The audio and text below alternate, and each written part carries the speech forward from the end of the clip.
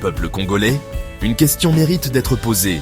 À quoi servent vraiment toutes ces organisations internationales auxquelles la RDC appartient?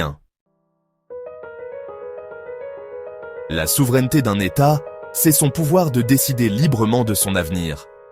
Pourtant, la RDC est souvent contrainte par des institutions internationales à appliquer des politiques décidées ailleurs. Ces politiques économiques, judiciaires ou diplomatiques ne servent pas toujours les intérêts du peuple congolais. Pendant que d'autres pays défendent leurs priorités, nous restons liés à des règles qui freinent notre développement. Chaque année, la RDC verse des millions de dollars en cotisations à diverses organisations. Mais que reçoit-elle en retour? Peu de retombées concrètes, peu de progrès visibles. Cet argent pourrait pourtant construire des écoles, des hôpitaux, des routes. D'abord, l'Organisation internationale de la francophonie. Derrière le discours sur la langue et la culture se cache souvent une influence politique et économique de la France. La RDC pourrait bâtir une francophonie africaine indépendante, centrée sur la coopération réelle entre peuples francophones du Sud.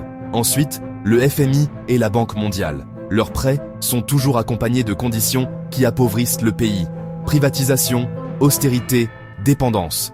Il est temps de privilégier nos propres ressources et les partenariats africains ou BRICS. La Cour pénale internationale, quant à elle, semble n'avoir Dieu que pour les dirigeants africains. Aucune grande puissance n'y est soumise. Où est la justice égale pour tous? Et puis, la MONUSCO et l'ONU. Plus de 20 ans de présence, des milliards dépensés, et pourtant, l'Est du Congo reste en guerre. Peut-on encore parler de mission de paix? Enfin, la CEPGL, cette communauté censée unir le Congo, le Rwanda et le Burundi.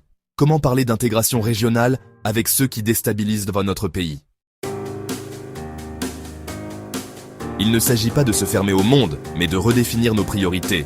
La RDC doit renforcer les alliances africaines, miser sur la SADC, la CEEAC et les partenariats Sud-Sud. Elle doit établir une diplomatie congolaise fondée sur la dignité, l'égalité et les intérêts du peuple.